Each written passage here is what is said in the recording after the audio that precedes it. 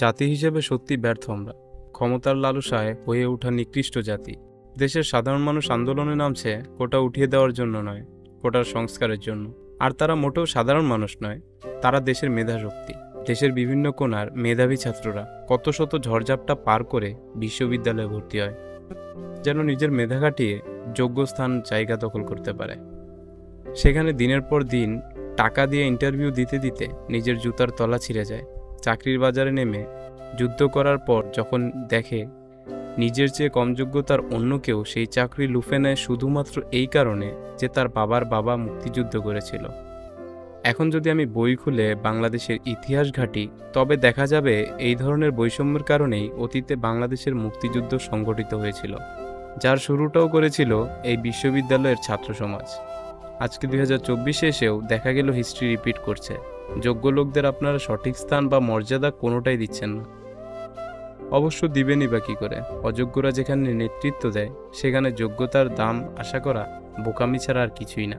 ছাত্রছাত্রীরা আন্দোলনে নামলো, তারা তাকিয়েছিল আপনার দিকে, দেশনেত্রী প্রধানমন্ত্রী শেখ হাসিনার দিকে। আপনি বাংলাদেশের প্রধানমন্ত্রী, যে বাংলাদেশ স্বাধীনে গুরুত্বপূর্ণ ভূমিকা পালন করেছিল আপনার বাবা। সেখানে আপনার কাছে নৈতিক অধিকার দাবি করা কি তাদের ভুল ছিল? হ্যাঁ, অবশ্যই ভুল ছিল, নয়তো এই দেশকে এত সব লাশের মিছিল বহন করতে হতো না। প্রথমত, আপনি তাদের রাজাকার ট্যাগ দিয়ে দিলেন, চাইল অধিকার হয়ে গেল রাজাকার। আর ঠিক তখনই মাঠে নামিয়ে দিলেন আপনার সন্ত্রাস গোষ্ঠী ছাত্রলীগের গুন্ডাদের। তবে এদের সাথে ছাত্র শব্দটা ঠিক যায় না, ছাত্র শব্দের অপমান হয়, এবং তাদের সুরক্ষার জন্য মাঠে ছাড়লেন বাংলাদেশ পুলিশ লীগদের। অথচ এই পুলিশ লীগের উচিত ছিল সাধারণ ছাত্রছাত্রীদের সুরক্ষা দেওয়ার, যেই ছাত্ররা হতে পারত আগামী দিনে বাংলাদেশকে এগিয়ে নিয়ে যাওয়ার কারিগর। তাদের রক্তে আজ রাজপথ লাল। পুলিশের গুলি থেকে রক্ষা পায়নি সদ্য 10ম শ্রেণীতে পড়া শিশুটিও। 52-র সে ভাষা আন্দোলনের ডাক দেওয়া ঢাকা বিশ্ববিদ্যালয় আজ রক্তে লাল। দেশের প্রত্যেকটা বিশ্ববিদ্যালয়ে আজ নিজের অধিকারের জন্য লড়াই করছে। শুধুমাত্র ক্ষমতার লোভী মানুষ ছাড়া টুকাই থেকে শুরু করে শিক্ষক পর্যন্ত এই আন্দোলনের গুরুত্ব বোঝে। একবার ভেবে দেখেছেন, কিছুদিন আগেও যাদের সাথে ভাগাভাগি করে খাবার খেয়েছেন, তারাই দা ছুরি লাঠি দিয়ে আপনাকে আঘাত করছে। দেশের সরকার বলছে কোটাধারীরা কি মেধাবী নয়? অবশ্যই মেধাবী, তবে মেধাবী হলে সেখানে কোটার দরকার কি? নিজের যোগ্যতাই তো যথেষ্ট, তাই না? আজ রাজপথের একদিকে সাধারণ শিক্ষার্থী, অন্যদিকে দেশীয় অস্ত্র নিয়ে সরকারি সন্ত্রাস বাহিনী, পুলিশ, র্যাব, বিজিবি। এ এক রণক্ষেত্রে পরিণত হয়েছে। এ যেন এক নতুন মুক্তিযুদ্ধ। আমরা ছোটবেলা থেকে মুক্তিযুদ্ধ সম্পর্কে পড়েছি, তবে তা ছিল আমাদের গৌরবের ও সাহসিকতার।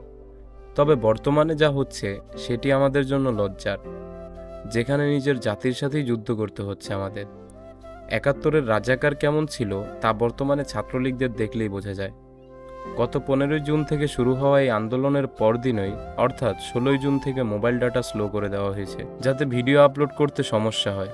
আজকে 18 তারিখ সকাল থেকেই মোবাইল ডাটা সম্পূর্ণ বন্ধ করে দেওয়া হয়েছে, এবং আমি এই ভিডিও বানাচ্ছি 18 তারিখ সন্ধ্যাবেলা। ওয়াইফাই সম্পূর্ণরূপে বন্ধ। জানি না জাতির জন্য কি অপেক্ষা করছে। উত্তর কোরিয়া সম্পর্কে যা পড়েছিলাম এখন তা অনুভব করতে পারছি। আমি জানি না এই ভিডিওর কারণে আমার জন্য কি অপেক্ষা করছে, তবে ভয়ভীত হয়ে গেলে হবে না। যে যতটুকু পারেন অন্যায়ের বিরুদ্ধে রুখে দাঁড়ান, নয়তো এই দেশ উত্তর কোরিয়ায় পরিণত হতে বেশি সময় লাগবে না। তার ট্রেলার তো আপনারা আংশিকভাবে দেখিয়ে নিয়েছেন। যে যেভাবে পারেন ছাত্রদের পাশে থাকুন, তাদের সাহায্য করুন। এরাই আপনাদের সুস্থ সমাজের আশা ভরসা।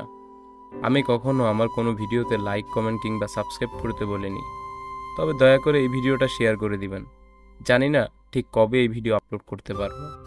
ভালো সময়ের অপেক্ষা করলে হবে না, প্রতিবাদী কণ্ঠস্বর ভালো সময় বয়ে আনবে। দয়া করে সাধারণ শিক্ষার্থীর পাশে দাঁড়ান, বিনীত অনুরোধ।